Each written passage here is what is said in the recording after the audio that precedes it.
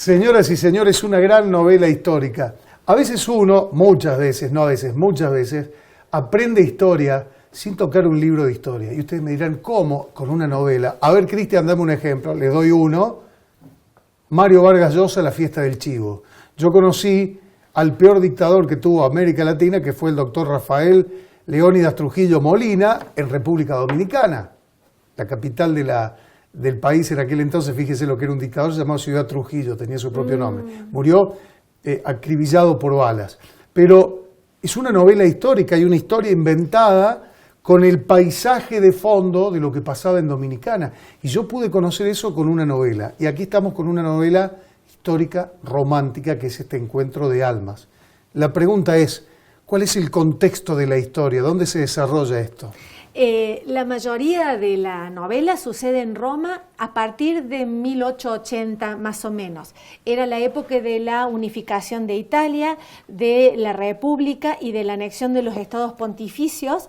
Una historia más que interesante para leer y como te decía recién, a uno le gusta ser muy respetuoso cuando escribe en su investigación. Igualmente a mí me gusta usar la historia como el escenario, el telón de fondo donde suceden las cosas. Y de paso se van mostrando usos, costumbres, hechos y los personajes actúan con ese fondo. Bueno, pero para eso, bien lo aclarás, hay que investigar. ¿Cómo has investigado, profesora? Es apasionante esa parte de la investigación. La investigación no es del todo válida si vos no tenés una historia buena y fuerte para contar. Pero una vez que la tenés y que es un mensaje poderoso y que vos sabés que la persona cuando cierre el libro se va a quedar con eso, la investigación es apasionante. A veces das con historiadores y hay gente súper predispuesta que estoy, por ejemplo, trabajando con ellos para el segundo libro. A veces lees, hay mucho documentado en internet y demás. Pero esto, con respecto a los usos y costumbres, mira, una curiosidad te cuento. Abelardo Castillo, en su libro Ser escritor, tiene algunas perlitas. Y entre ellas decía, toma nota, entre ellas decía... Perdón, quiero creer que si Abelardo Castillo enseña cómo uno puede llegar a ser escritor, tengo que leer ese libro. Encantada.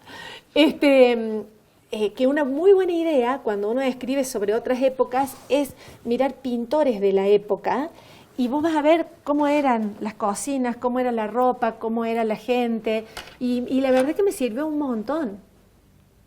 Abelardo Castillo, fíjense, ahí tenemos otro de los grandes de la Argentina que nos da pautas de cómo debe ser transitado este camino de aquellos que queremos escribir. ¿Cuándo se te ocurrió esta historia? Es una historia muy apasionante. En realidad está dedicado también a mi hermana, el libro. Ella es contadora y tuvo la oportunidad de viajar a Roma en algún momento. Y dice, hermana, cuando vayas, vos anda a Piazza Navona y fíjate, no dejes de ir porque ahí he estado yo en alguna otra vida. Yo no sé si creo en otras vidas o no, pero dice, vos anda y fíjate qué te sugiere. Bueno, cuando fui, hace unos añitos, estaba y tocaba las piedras, ponía las manos en el agua de la fuente, trataba de ver qué me inspiraba. Cuando volví, escribí un cuento de 5 páginas donde estaba contenida toda la historia, pero como si alguien me lo hubiera dictado, lo escribí en un rato y estaba contenida toda la historia. Y después siempre hubo alguna hada madrina que dijo, ¿por qué no hacer una novela de esto? ¿Quién era esta mujer? ¿Qué pasó después? ¿Quiénes eran los chicos? ¿Quién era la húngara? ¿Quién era el padre de Estéfano? Bueno, y así surgió todo esto. Nos estamos maravillando con esta historia que escribió la profesora Mabel Lucchetti y que hoy la estamos presentando aquí en voz alta. En el trayecto de la escritura, cuando estás ahí frente a la computadora, ¿qué te pasa? ¿Llorás? ¿Te emocionás? ¿Te reís? ¿Te enojás? ¿Te encontrás senderos que se bifurcan y no sabes cómo seguirlos o ya está todo hilvanado? Varias preguntas en una. Muchas. ¿Cómo hacen los profesores? 1, A, B, C. Perdón, es que se me ocurrieron todas. A ver, el proceso de escritura es maravilloso porque te permite estar en eje. Como decía, si no estás en eje y tranquilo, en un agua clara, difícil que salgan cosas, ¿no? Entonces, ahí tenés un momento para uno de libertad. Yo y hasta donde yo sé, los escritores viven esta cocina de la escritura a flor de piel. Yo iba escribiendo y en su momento me emocionaba, en su momento me enojaba, podía ver lo natural que los personajes harían en esa situación y simplemente lo escribía como si alguien me lo estuviera dictando. Eso es maravilloso, porque si te conmueve a vos, vos escribís desde la pasión y va a conmover a otros, que es lo que uno busca. Uno quiere que cuando la persona termine, cierre la página, se haya conmovido y no esté en el mismo lugar que cuando empezó, ¿no? Qué bueno eso. ¿Y cuál ha sido esa devolución de los lectores? Maravillosa. Para mí el mensaje se completa cuando llega la otra persona y vuelve a decir, me emocionó esto, me enojé en este momento y después leí y pasó esto, a mí me pasó esto en mi vida. Esa devolución es muy hermosa. Qué bueno esto, ¿no? Porque incluso, no sé si te ha sucedido que alguien ha hecho una interpretación completamente distinta a la tuya, como diciendo, acá quisiste decir tal cosa y no quisiste decir eso, ¿pasó? No sé si no quise decir, pero hasta por ejemplo el título. Yo tenía todo escrito y me costó encontrar el título y lo encontramos con Tamara. Es como amplio y da lugar a un montón de interpretaciones. Y esas interpretaciones han sido de las más variadas y ha abierto perspectivas del libro que yo no las tenía previstas en su momento. Entonces agradezco que sea así. Qué bueno. Este encuentro de almas que estamos presentando hoy es la historia de un amor infinito. Mabel Lucchetti lo está presentando aquí con nosotros. ¿Sos admiradora de la literatura inglesa? Sí, yo de hecho soy profesora de lengua y literatura inglesa. Hermoso. Los poetas románticos, pero el romanticismo entendido como la búsqueda de la libertad, como el apartarse del clasicismo, todo eso vuelve al tema del espacio de libertad, ¿no es cierto?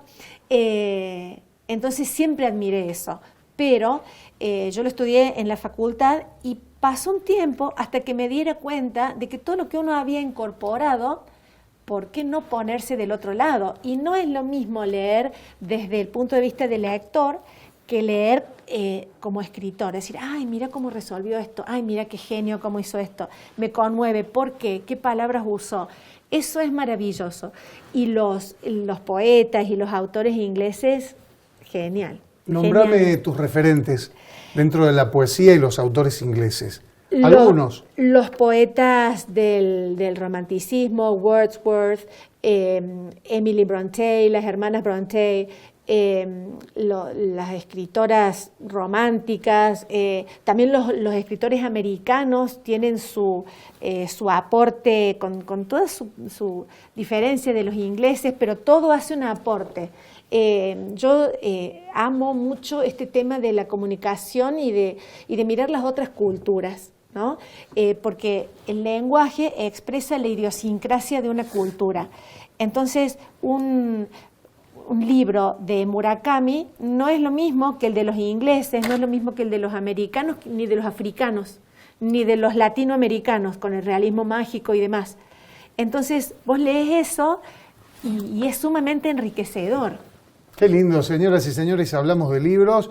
¿Cuáles fueron, ya que hablamos de libros, los libros que marcaron tu vida, con los que empezaste a leer y que abrieron el camino a esto tan maravilloso que es escribir y leer?